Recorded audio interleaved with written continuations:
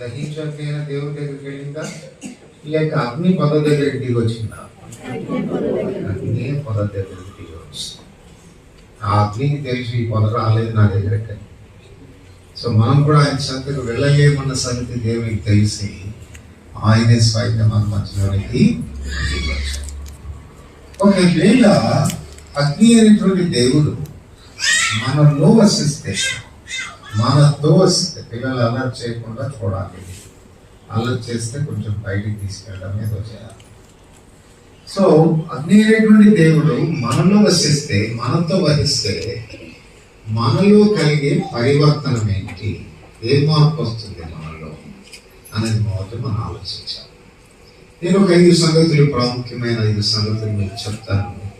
దహించు అగ్ని అనేటువంటి దేవుడు ఆ పొదలోనికి వచ్చిన కారణాన ఆ పొదకు జరిగిన ఈ 5 రూపాంతరాలు అని చెప్పాలి. మొదటిది, పొదల గురించి మనం ఆలోచిస్తే పొదలో చీకటి ఉంటుంది. ఎందుకు పొదలో చీకటి ఉంటుంది చెప్పండి? సూర్యుని యొక్క కిరణాలు లోపలికి ప్రవేశించాం, అందుచేతనే పొదలో చీకటి ఉంటుంది కనుక పొదలో ఏమేం చేస్తాయి? హాని కలిగించే కీటకాలు, పాములు, ఇలాంటివన్నీ కూడా ఆ పొదల్లో నివాసం ఏర్పాటు చేసుకుంటాం.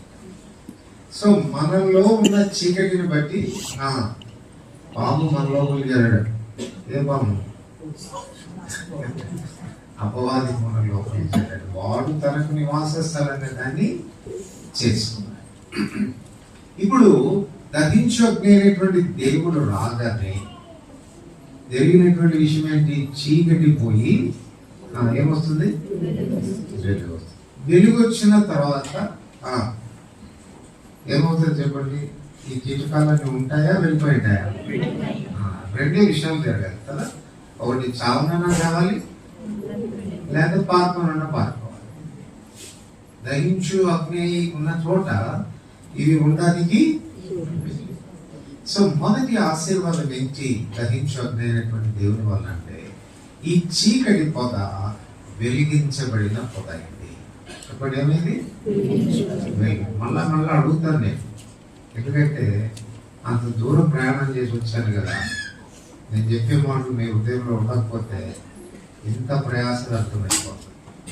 కనుక జాగ్రత్తగా ఆలోచించాలి, జాగ్రత్తగా హృదయంలో దేవుని వాక్యాన్ని భద్రపరచుకోవాలి.